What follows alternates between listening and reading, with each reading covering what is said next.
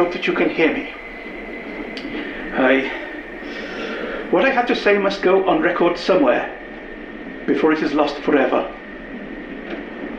I am Professor Wilbur Matlock, and my intention is to record my thoughts and feelings onto these tapes, to document them as fully as I am able, so that in the event of my death or a cover-up by forces unknown, at least something of what I have learned may survive. The stories you are about to hear are improbable. You may even find them ridiculous. But please believe me when I tell you that they are all true.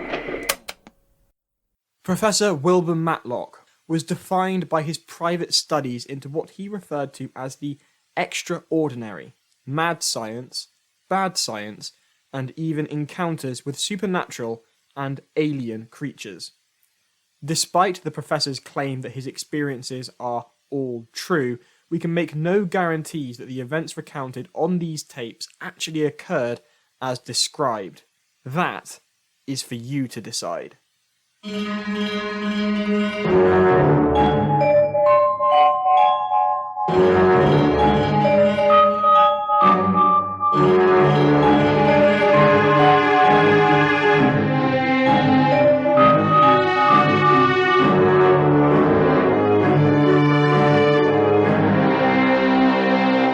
The Matlock Tapes. Break on through. The following is taken from the Express and Echo, dated the 14th of September 1972. Missing student baffles police. The disappearance of a University of Exeter student over the summer has continued to baffle Devon and Cornwall police despite their best efforts. Following an extensive search across the county by hundreds of volunteers, seemingly no trace of Lisa Brown, 20, originally from Hertfordshire, has been found. Lisa was due to return home for the summer from her halls of residence following the completion of her second year of studies reading philosophy, yet when she did not arrive home, her worried parents made the trip down to Devon to find her room locked and, upon further investigation, empty. Extensive interviews have been carried out across the city, yet so far no concrete leads have presented themselves. Rumours of a hooded group or cult with possible links to Sarah are not only unhelpful and insensitive at this present time, but are also unfounded, according to local police. The search continues. Quite frankly, miss, I wish you'd never rung me, I said to the young woman sitting opposite me as I rose from the uncomfortable chair to leave. Please, she begged with exhaustion, looking me straight in the eye.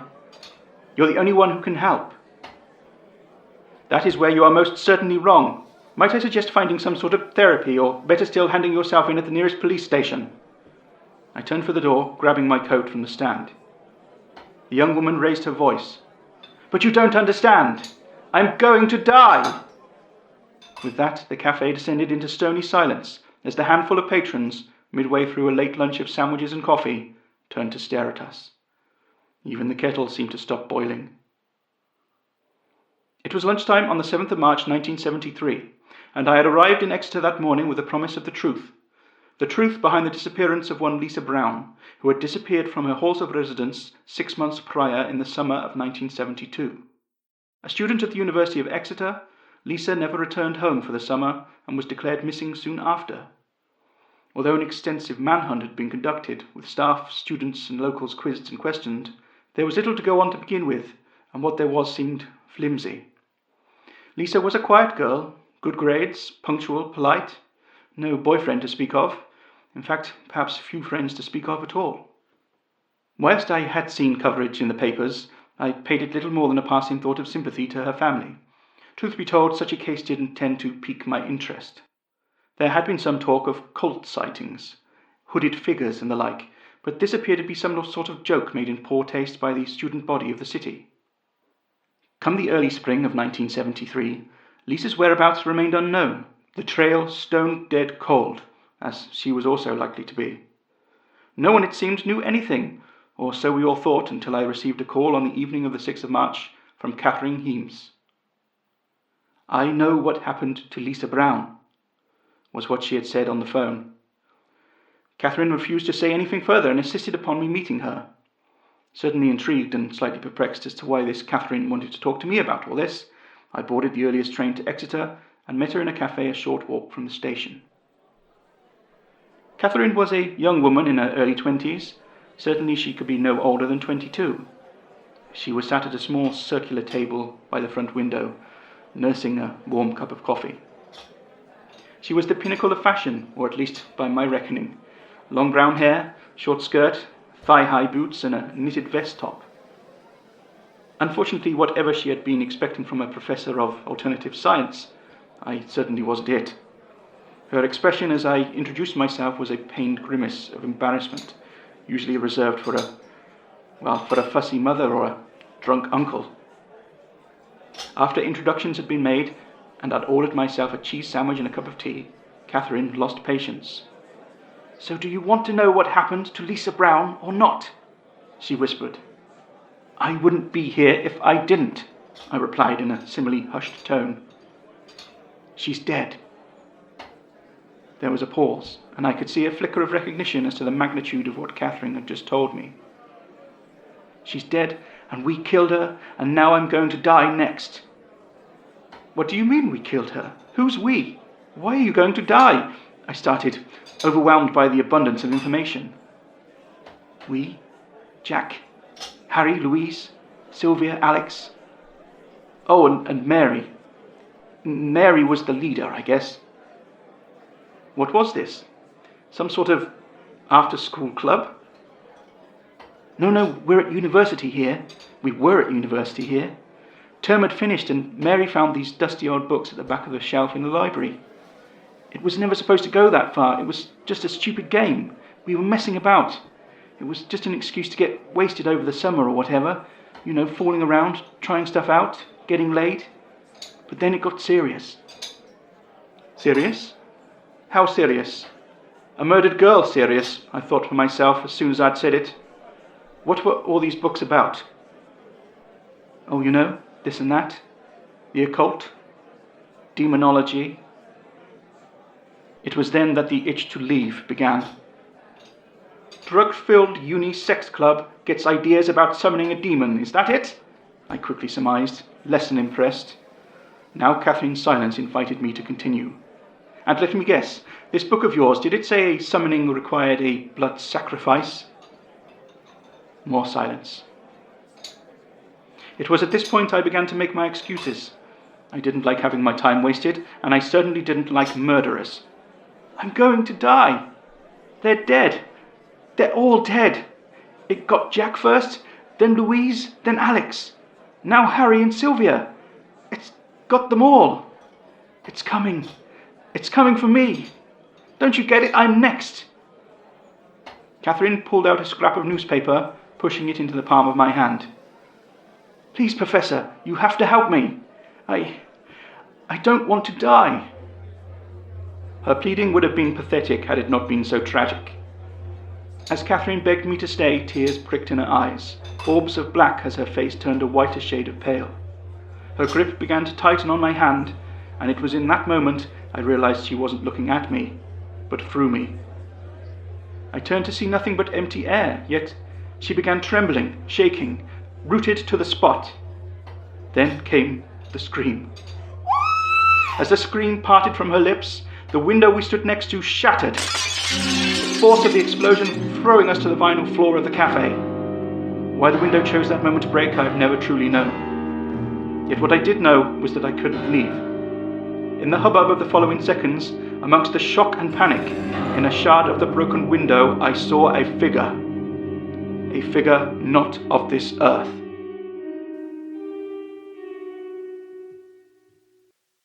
The following is an excerpt from the Bath Chronicle, dated the 16th of January 1973. Tragic death of young local. Yesterday evening, tragedy struck the city of Bath as a promising young local man was found dead on the banks of the River Avon. Harry Williams, 20, a student at the University of Exeter, was found by dog walkers just after 6 p.m. His family has been informed.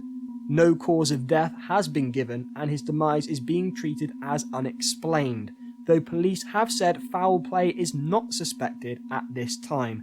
This casts doubt on a potential serial killing spree, with Williams, the 5th University of Exeter student, to die in unexplained circumstances in as many months. Is this thing on? Yes? Oh, good. Right then. This is Professor Wilbur Matlock. It is the evening of the 7th of March 1973. I am in a small office space kindly donated by the staff of the University Library in Exeter for this experiment, and I am about to perform regression hypnosis on Catherine Heames in order to clearly access Catherine's living memories of the event in question. Catherine has been placed in a trance state prior to commencing this recording. Catherine, can you raise your right hand for me? Catherine has raised her right hand. Catherine, can you please lower your right hand? She has lowered her right hand. Catherine, I want you to cast your mind back to last summer, what you did last summer, the night Lisa died. Can you do that for me? Yes. Good. Now, where are you? We are in the basement of the cathedral. We are standing around the altar. We are dressed in our ceremonial robes. Who is with you, Catherine? Who is there? All of us are here. Jack Dexter, Alexander Lewis, Louise Poole, Harry Williams, Sylvia Wright, and Mary Valentine, and me. Is Lisa with you? Yes. Where did you get Lisa to come, Catherine? How did you get Lisa to come? We need a sacrifice. A full body of fresh human blood must be spilt upon the altar under the utterance of the allotted words to bring forth the being. We invited her to our pre-ritual and drugged her drink with sleeping pills. Your pre-ritual? Did Lisa take part? She couldn't make up her mind. That's why we never invited her to begin with. Jack said she was too much of a prude. She'd tell someone and we'd get kicked out. But she was so desperate to join, always following us around. That's why Mary said she would make the perfect sacrifice. I thought it was a bad idea, but Mary insisted. She talked me into it. What happens now, Catherine? How do you summon the demon? What happens to Lisa? We have removed our robes. We are in our most primal form now, ready to accept the presence of the higher consciousness, to invite the being to join us with the offer of blood. What do you mean, primal form? Are you naked? Yes. He is so big. Who's big? Have you summoned the demon already? How? Not the demon. Jack. Jack is looking at me. He's so big. Oh, I see. But the demon, Catherine, and Lisa. What happens to Lisa? Harry has carried her into the basement. He holds her over the altar. This altar, what does it look like? It is ancient stone, large, long. A pentagram is carved into it. Mary has taken the knife. Mary has slit Lisa's throat. The blood floods from her onto the stone. Harry drops her. It's happening. We're chanting the allotted words. The candles have lit themselves. I can hear the organ above. It's coming. It must be coming. But Lisa's rising. She's rising off the floor. She's upright above us. She's bleeding. She's raining blood. She's bleeding from everywhere. Her nails, her eyes, her throat, her mouth. It's happening again. My God, it can't be happening again. Catherine is now sweating profusely. Catherine? Catherine, can you hear me? What has happened to Lisa? She's above us, right above our heads. She's floating, screaming. It's not her voice. That can't be her. It's too horrific. It's hellish. My God. Oh, my Lord Jesus Christ. It's coming through her body. What is it? Catherine is in a near convulsive state. Catherine! Catherine! Catherine, come back to me. Come back to me now. Catherine, you're safe. It's 1973, you're with me in the library. Catherine, when I tell you to open your eyes, you will be out of the trance. And open. What happened? Catherine is no longer in a trance state. How long was I under? A few minutes, no more than a quarter of an hour. Jesus, what did I say? I really didn't want to do that. You had to. It was the only way. Only way how? You could have just asked me. That would have risked you lying to me, or even lying to yourself. Regression hypnosis greatly reduces mental obstruction to the facts. So, it's impossible to lie under hypnosis? Nothing is impossible, Catherine. Just improbable. Would you give me a moment? This is Professor Wilbur Matlock, again on the 7th of March, 1973. Test concluded. The following is quoted directly from Devon, Its People, Places and History, Volume 1, 1500 to 1799, by Elizabeth Hicks. Witch trials rose to their highest numbers in England during the 17th century, and Devon was no exception, with the Bideford witch trials of 1682 claimed to be the last time women accused of witchcraft were executed by hanging in England, though others dispute this claim. Not as well documented, however, is the case of the rogue monks of Buckfast Lee, who claim to have discovered the voice of God. Rumours persisted that these monks could communicate with heaven and hell, even going as far as to worship at a stone altar, regularly offering blood sacrifices. Such was the persistence of these rumours that upon investigation by local authorities, the monks were imprisoned and later executed for blasphemy, with the stone altar seized. The location of the stone altar remains a mystery as it drops out of records at the turn of the 19th century. Rumours persist that the altar is located in Exeter Cathedral, though multiple searches of the cathedral and its grounds have found no trace. The key to the mystery lay in the books, specifically the book that the group had been using that night. If I could find it, I could perhaps deduce what Catherine and her friends had brought upon themselves. Not for 1 second did I believe that magic words and human sacrifice had summoned a demon from hell, but certainly the students had managed to break on through to somewhere else and bring something back in the process. Catherine, having managed to recover from her time under hypnosis, proceeded to guide me to the relevant section of the library. Textbook after textbook was skimmed and discarded by the pair of us. The thing is, I theorized, as far as I'm concerned, and as far as any scientific mind could be concerned, this notion about allotted words is frankly poppycock. What I think you've got here is a biological gateway, but rather than something from Yale, it needs blood. You've not summoned a demon, you've unlocked a portal to somewhere else in space and time, and that thing has come through. These worshippers hundreds of years ago. Someone must have stumbled onto the altar, or even built it, perhaps. Yes, they must have built it over a fixed point in the dimensional barrier, where physics works differently, on DNA, not Newton's third law. That explains the blood. So that thing, Catherine began, is from another dimension. Only logical conclusion, I affirmed. But why is it killing us? Same reason a wasp tries to sting you if you close the window behind it. It's panicked, it's lashing out. It wants to go home.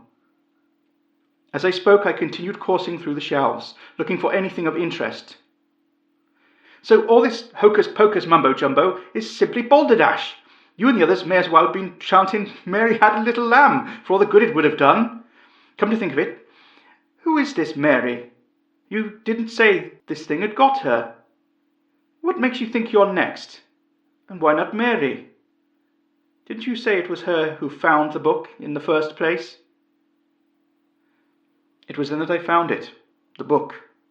It was hidden at the back of a shelf of philosophy texts, as though someone had returned it and never wanted anyone to find it again.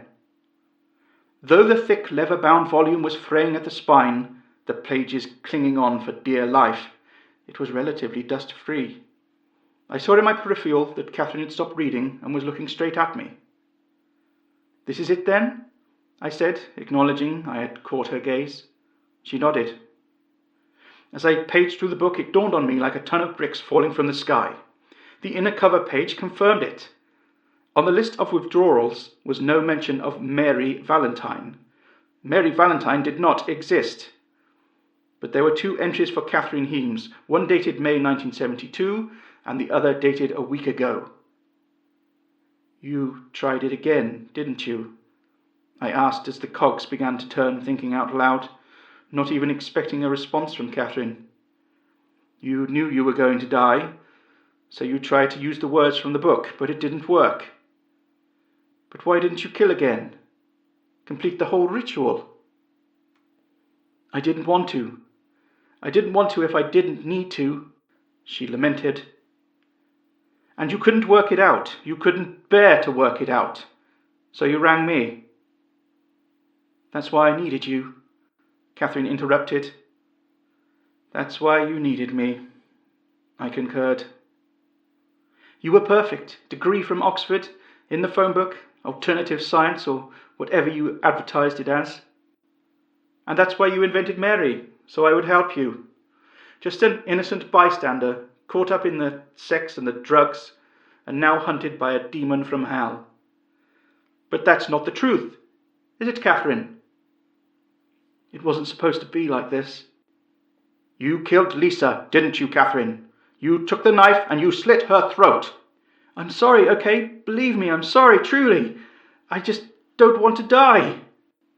"We all die eventually, Catherine, some more prematurely than others. Do you think that Lisa wanted to die that night?" "I'm sorry, Professor." I turned to walk away from her in disgust, so caught up in my own indignance that I didn't see Catherine slip the thick ancient book from the desk. Whipping it around, she swung it into the side of my head, hard. I fell, stunned, to the floor.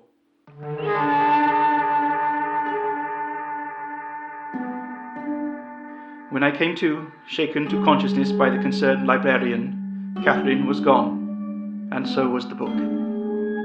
It took me less than a second to realize where she had gone. Ignoring the librarian's suggestion that I seek medical attention, I stumbled from the library into the cold, damp night. Death was in the air. If this was to end, someone had to die. Either the extra-dimensional being would find and kill Catherine, or she would find an innocent to excuse herself of her impending fate. Blood would spill. Looking to the skyline, I made my way through the orange glow of the street lamps to the cathedral, pushing open its great wooden doors, drawing my tape recorder as I went. Whatever happened next, I wanted it on record.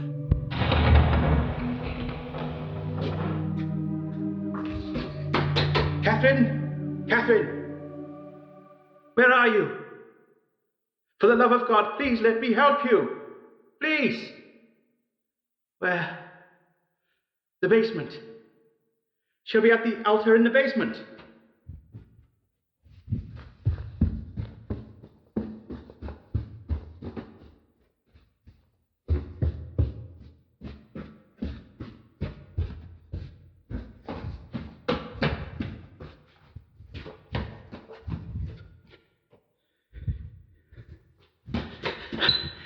"Catherine, there you are. Young lady, please." Don't you, young lady, me. Keep back. Don't come any closer. "Catherine, step away from the altar. Drop the knife." I know what I have to do. "Yes, but no, just come back upstairs with me. We'll find another way." Why do you care? Why wouldn't I care? You worked it out. You said it yourself. I killed Lisa. I murdered her in cold blood. Yes, and that's plenty of mistakes for one lifetime. Don't you think? Let's not add to it by taking your own. And do what? I haven't got that far, but we'll work something out between us, I'm sure. You're wasting time. It's all my fault. They're all dead, and it's all my fault. No, please, Catherine. I have to die, or someone else does. We don't know that for sure. I don't want any more suffering because of me. No more pain, no more death, no more blood. Do you believe in an afterlife, Professor? Heaven and hell? That's quite a big question. Do you have quite a big answer? Well, no, not right now. But if you come upstairs with me, I'm sure I can devise some... I guess I'll find out for myself. Do you suppose it'll hurt? Hell? Is that where I'm going? I didn't say that. Dying, though, like this, will it hurt? There's no way of knowing. It looked quite painful. Perhaps it'll be quick. You don't have to do this, Catherine. We'll find another way. Another solution. Just come back upstairs with me, please. If I come back up with you, that thing will find me, and it'll kill me. I want it on my terms. Oh Lord, Jesus Christ. She's done it. My God, she's done it. It's draining from her neck. But it's just like she said. She's levitating. She's floating right above me. She's still alive somehow. She's still alive, my God. The blood is everywhere. Wake the candles, they lit themselves. And could you hear that?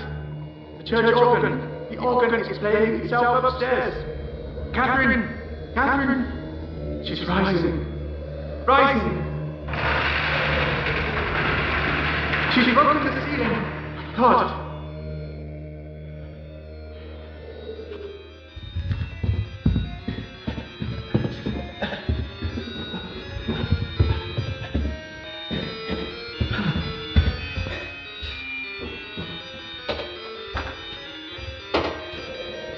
I found her. She's up with the stained glass window now. She's still bleeding.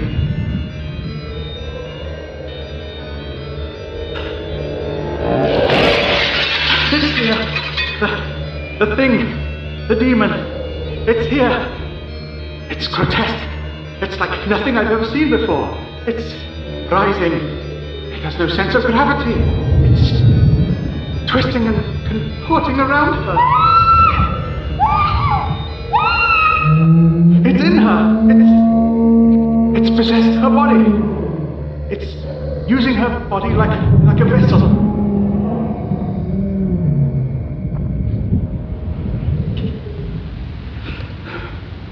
Fire. There's fire. A great column of flame has risen from the altar. It's swallowing them. It's swallowing them both.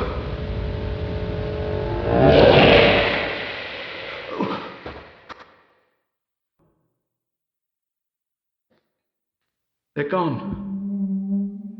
They're all gone.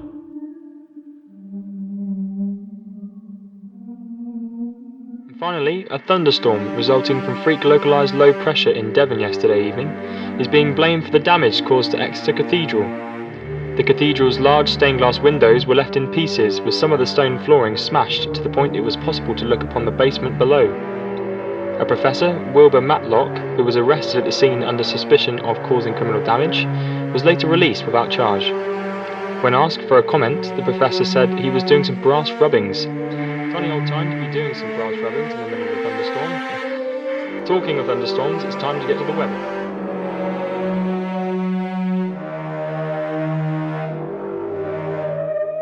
Later, I met Catherine's father, and rather than recount to him the events that had transpired, I merely told him that I was one of Catherine's lecturers, that she had wanted to start a new life, away from everyone with no contact from friends or family, and that I had helped her relocate to America. Her father seemed so lacking in surprise at this, that I couldn't help but feel uneasy. Catherine's father was a very well-to-do man with a very well-to-do solicitor, and the non-disclosure agreement I was forced to sign all but confirmed to me that Catherine's family had been aware of the murder she had committed, though they were unlikely to believe the circumstances, and had ensured it was covered up by the proper authorities. that she had seemingly cut all ties and moved halfway around the world was likely a relief to them. Releasing these recordings at the present time would result in a lawsuit that would not only bankrupt me, but would likely ruin what little reputation I have. A month later, Lisa Brown was declared dead in absentia, her family never to receive closure. With the deaths of those others involved, and Catherine's own demise, the truth of those events was lost to the other side. Only I remain. Only I know. Please help us keep the work of Professor Matlock alive. Like, comment, subscribe, and share this podcast. The Matlock Tapes, Break On Through, was written and presented by Giles Cosgrove. It guest featured Charlotte Grant as Catherine Heames and Thomas Thorne as the news presenter. Musical themes were by Mr. Brown, and the series creator and producer was James Baxter.